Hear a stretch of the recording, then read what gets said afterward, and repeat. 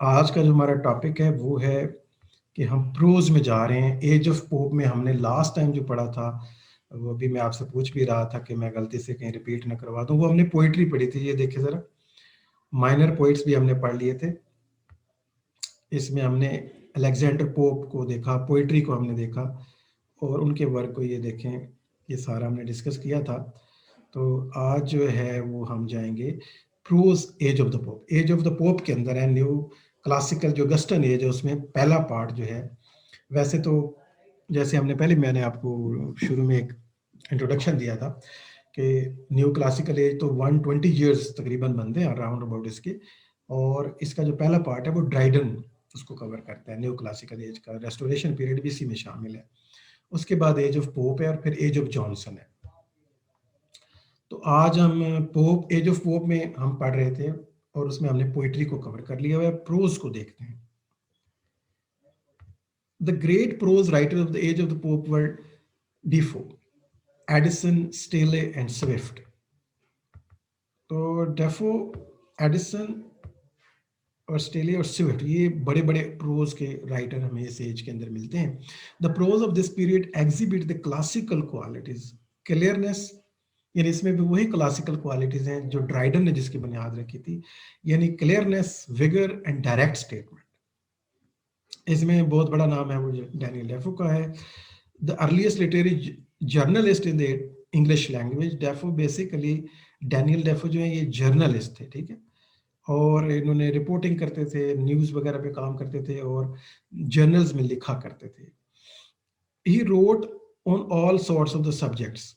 तो चूंकि एक जर्नलिस्ट थे तो इन्होंने, जैसे हमारे यहाँ जर्नलिस्ट राइटर भी हैं, जैसे सोहेल वड़ाइच का पिछले दिनों बुक आई थी, कॉलम ये वगैरह लोग लिखते हैं, तो जर्नलिस्ट अक्सर राइटर भी बन जाते हैं। जैसे Mohammed Hanif, a case of exploding mango आपने देखा होगा, रेड बर्ड्स बुक पे मैंने रिव्यू भी किया हुआ है अपने चैनल के ऊपर।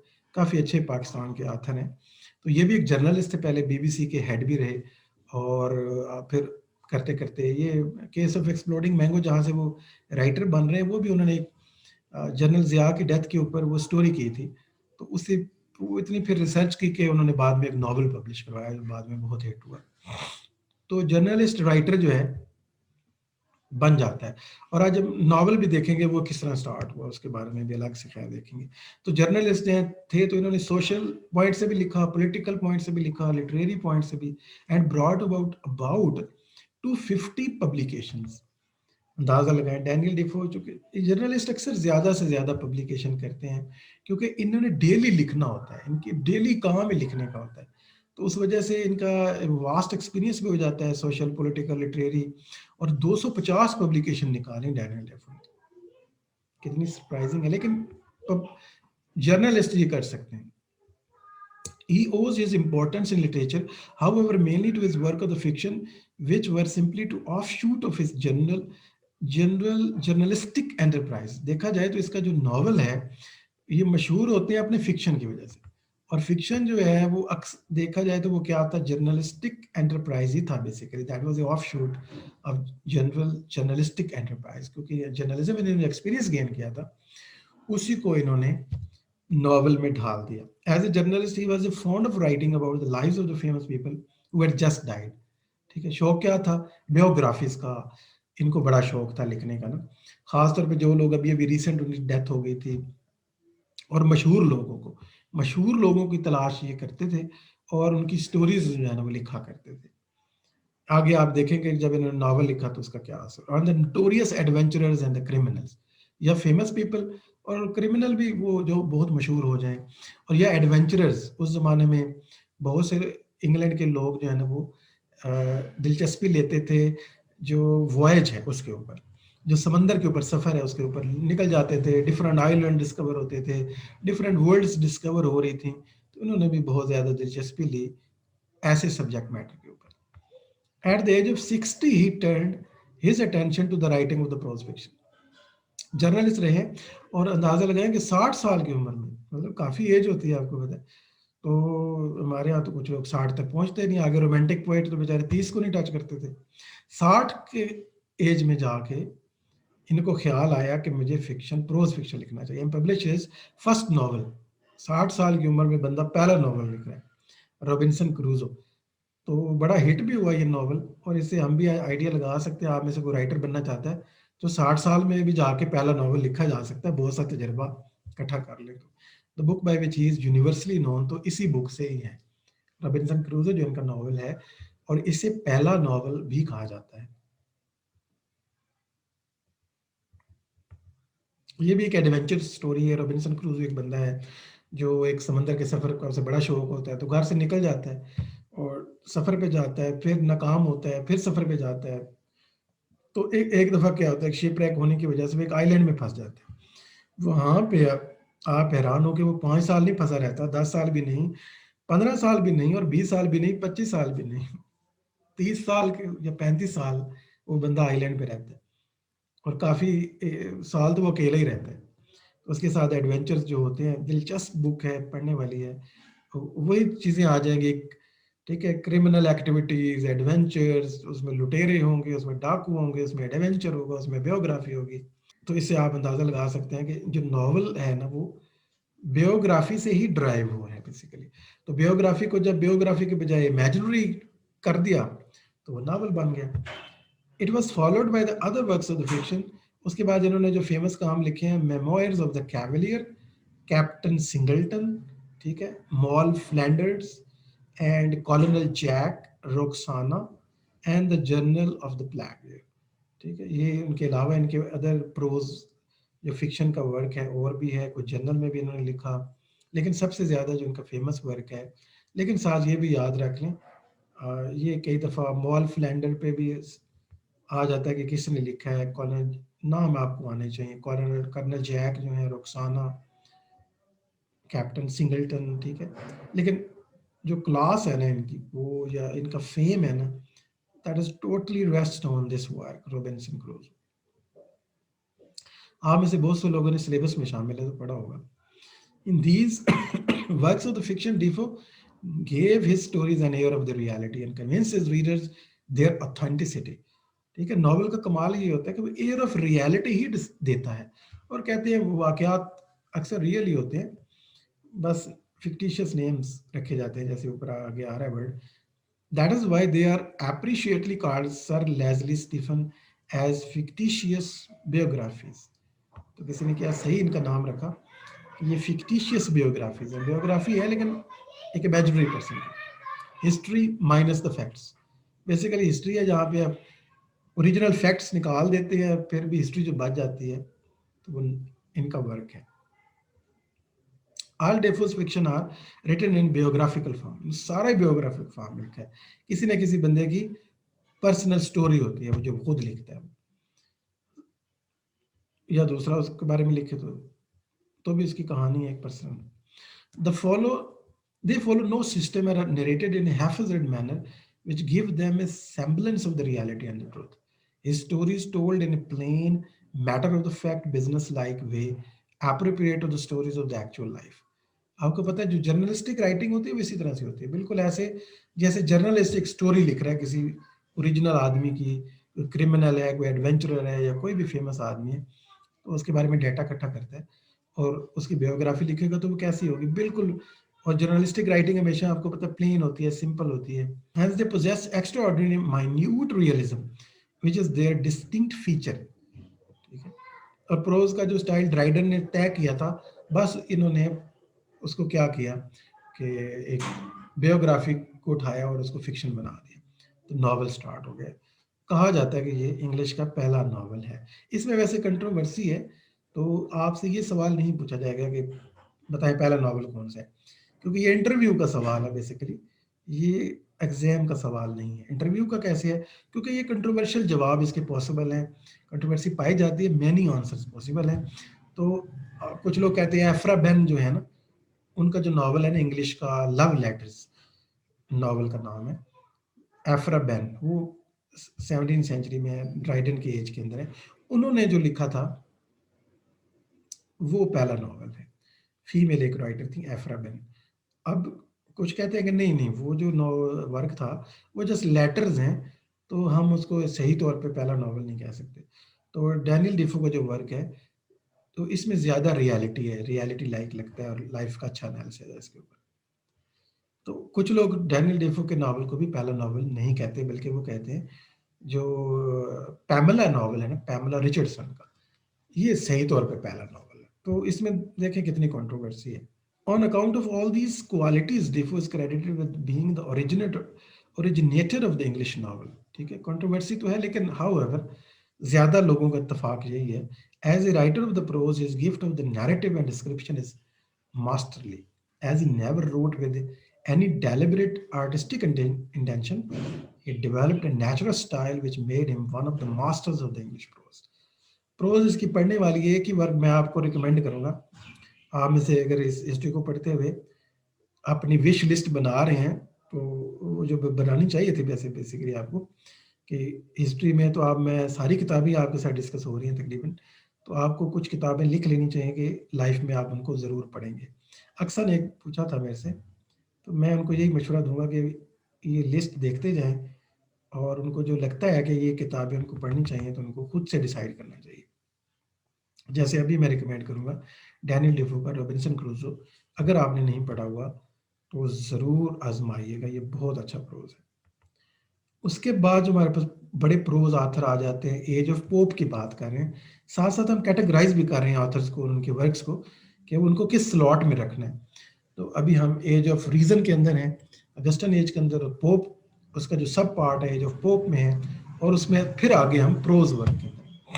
याद रखें ये नॉवल भी प्रोज वर्क ही होता है, एसेज और कॉलम्स और ट्रैवल लॉग्स और ये जो स्टोरीज हैं, ये बायोग्राफीज हैं, ये सारी प्रोज वर्क में आ जाती हैं, और हिस्ट्रीज भी तकरीबन। सो जोनाथन स्विफ्ट का नाम तो काफ़ी फेमस है, 1667 में पैदा हुए, 1745 में इनकी डेथ होती है। Most powerful and original genius of his age, कोई शक नहीं है। अगर हम एज ऑफ स्विफ्ट भी कहते थे, इतना बुरा नहीं होना था। पोप के मुकाबले में हो सकता है आप इनको ज़्यादा पसंद करते हो।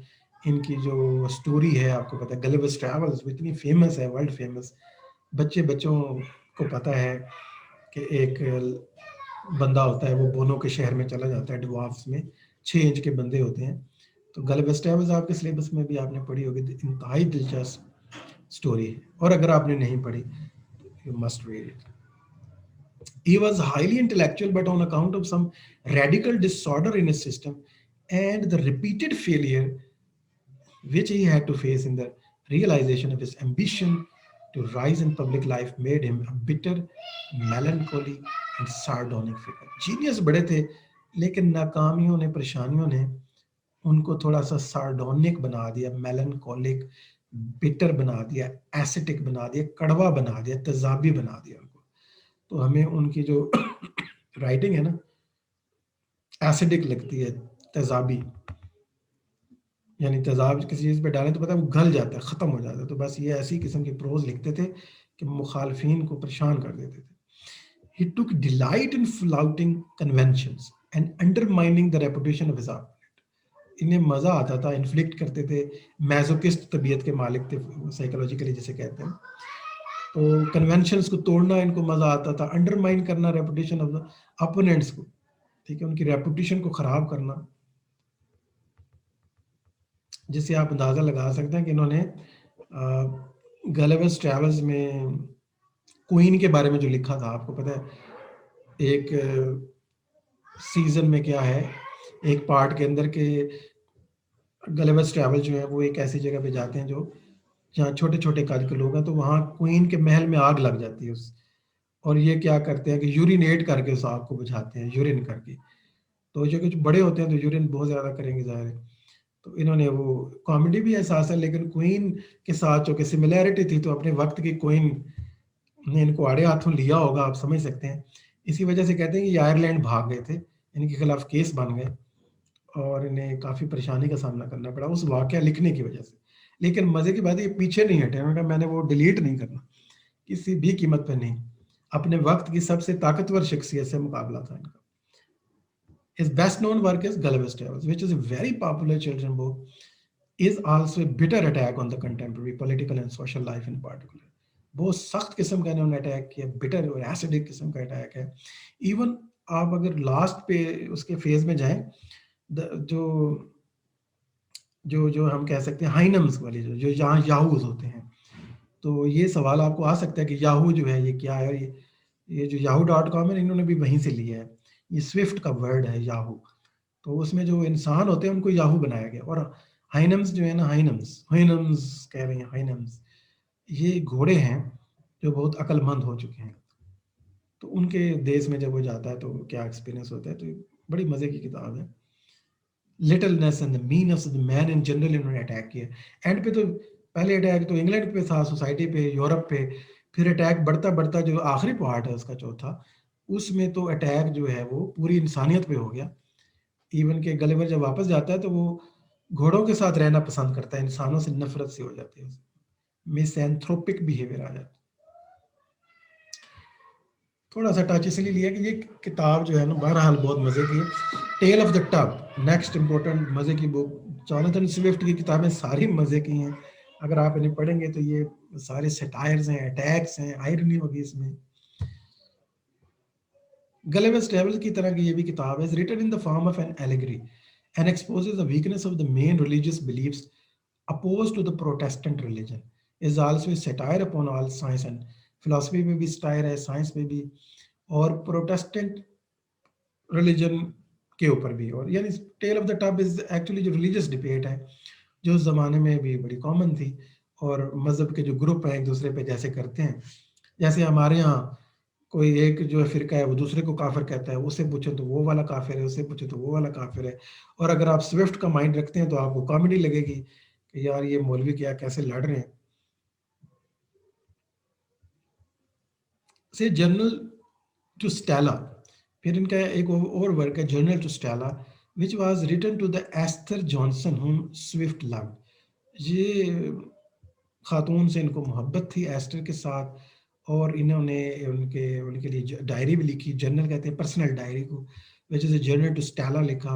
और क्या आप में से कोई बता सकते हैं ये स्टेला वर्ड मैंने बताया था, एक और आथर है फेमस, उन्होंने ये यूज़ किया था तो इन्होंने इसको कॉपी किया है। तो देखते हैं कि नीचे कोई जो जवाब लिखता है कि नहीं, ये कौन से आथर है जहाँ से इन्होंने ये वर्ड लिया है अपने वर्क के लिए।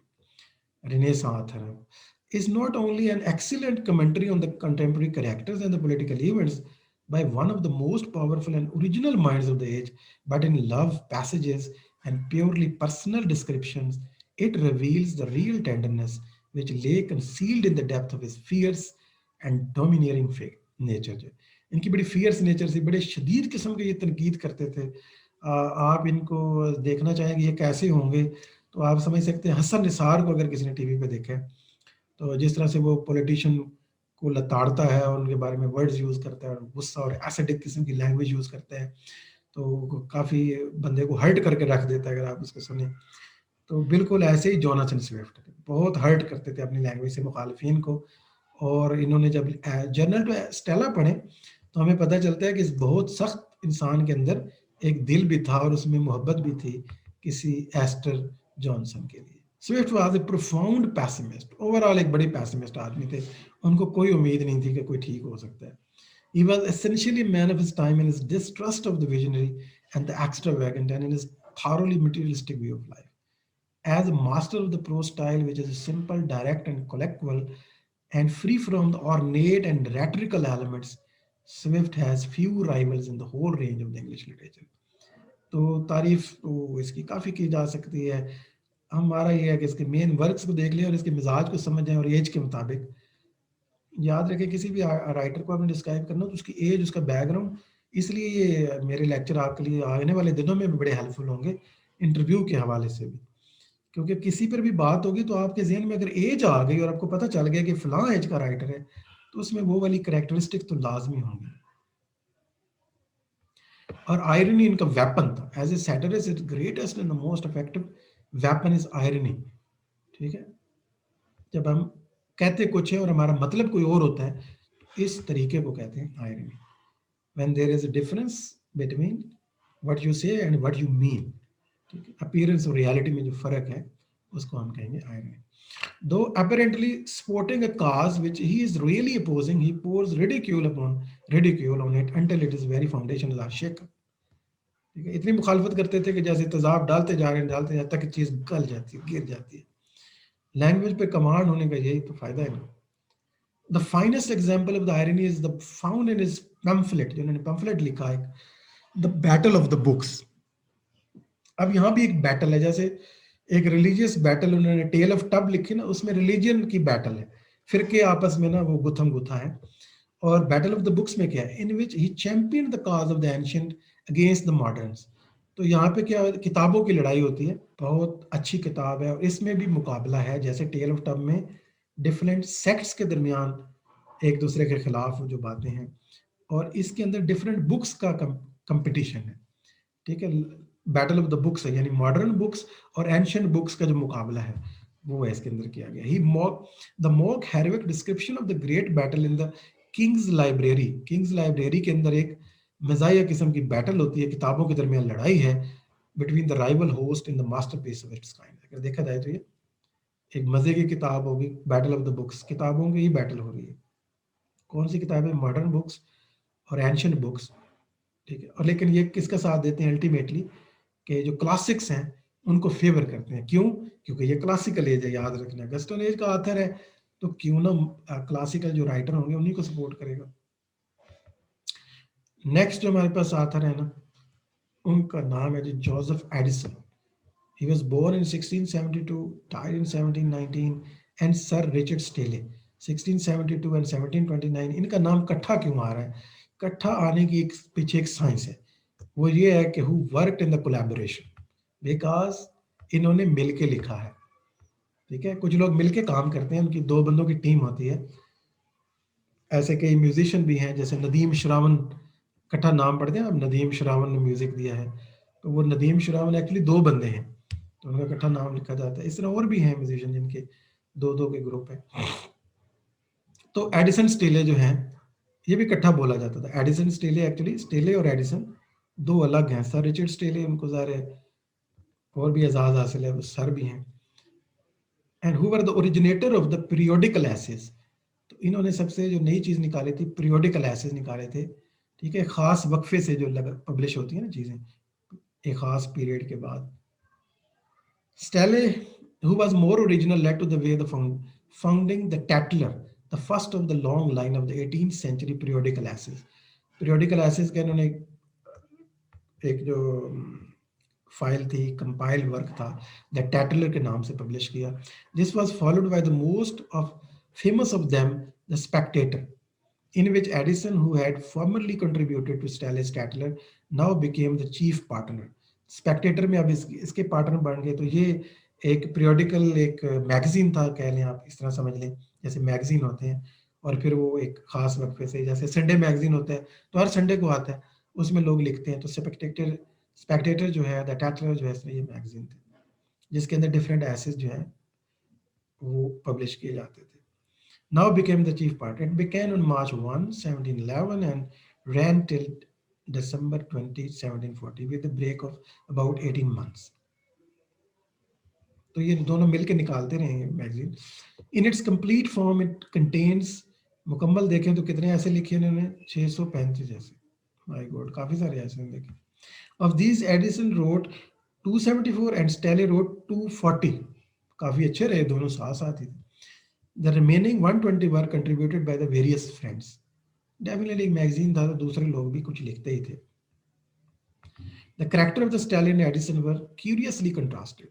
अब इनके दरमियान भी बड़ा फर्क था, कि एक ही पीरियोडिकल में लिखते थे। Stalin was an emotional, full-blooded kind of a man, reckless and dissipated, but fundamentally honest and good-hearted. ठीक है, स्टैलिन जो थे बड़े इमोशनल थे लेकिन दिल के अच्छे थे।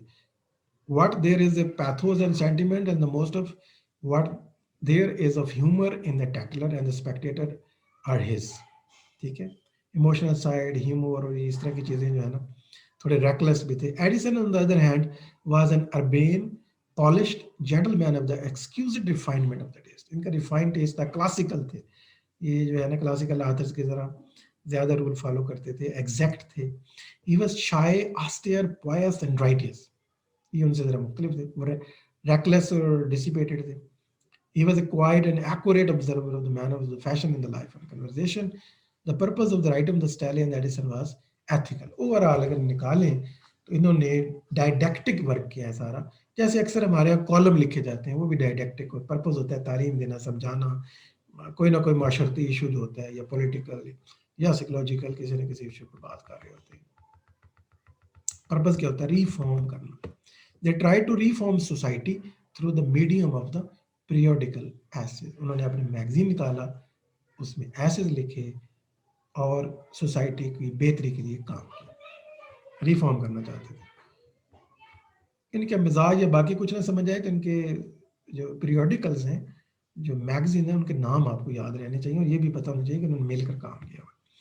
They set themselves as moralistic to break down two opposed influences, that of the profligate restoration tradition of the loose living and loose thinking on the one hand। एक ये इस चीज से कौम को निकालना चाहते थे, अपने टाइम की नेशन को रिफॉर्म करना चाहते थे, जो loose living and loose thinking develop हो गई थी रेस्टोरेशन पीरियड के अंदर, and that on puritan fanaticism and the bigotry on the other hand. और फैनेटिसिज्म और बिगोट्री का जो कॉन्सेप्ट है जो प्योरिटन से आया था, उसको भी, उससे भी इनकी लड़ाई थी। तो ना तो ये एक्सट्रीम बिहेवियर चाहते थे, ना ही लूज बिहेवियर, तो दरमियाना एक रास्ता जो है ना वो लोगों को देना चाह रहे थे। They perform this work in a gentle good humoured manner and not by the bitter invective। They made the people laugh at their own follies and thus get rid of them। मजाया उन्होंने काम किया, irony डाली, humour से सहारा लिया, ठीक है। So they were to be great extent responsible for reforming the conduct of their contemporaries in social and domestic fields। Their aim was moral as well as educational, जैसे मैंने आपको बताया। Thus they discuss in a light-hearted and attractive manner art, philosophy, drama, poetry and so on, doing guided and develop the taste of the people। Variety of subject पे जो लिखते थे, जिधर mood बन गया, जैसे हमारे यहाँ कॉलम लिखे जाते हैं। Both Staley and Addison were great masters of the prose। Their essays are remarkable, showing the growing perfection of the English language। Doctor Johnson very aptly remark. आपको पता डॉक्टर जॉनसन ने लाजमी रिमार्क देना होता है हमारे सारे आथर्स के ऊपर, बहुत बड़े क्रिटिक हैं। Whoever wishes to attain an English style, familiar but not coarse, elegant but not ostentatious, must give his days and nights to the volumes of the Addison। Doctor Johnson जो है doctor की तरह एक मशवरा दे रहे हैं कि अगर आप भी इंग्लिश स्टाइल बनाना चाहते हैं, अपनी राइटिंग में एक फ्लो लाना चाहते हैं, इंग्लिशनेस लाना चाहते हैं, तो डॉक्टर साहब कहते हैं आप पढ़ें, दिन और रात दें, दिन रात एक करके क्या पढ़ें, इन दोनों के एसेस पढ़ें, तो आपकी इंग्लिश बहुत अच्छी हो जाएगी। राइटिंग के हमारे साथ ऑथर बनना चाहिए। And again he said give nights and the days sir to the study of the Addison if you mean to be good writer and what is more worth an honest man. और साथ साथ moral भी हो जाएंगे, honest भी हो जाएंगे, क्योंकि उनकी राइटिंग मॉरल है, डाइडेक्टिक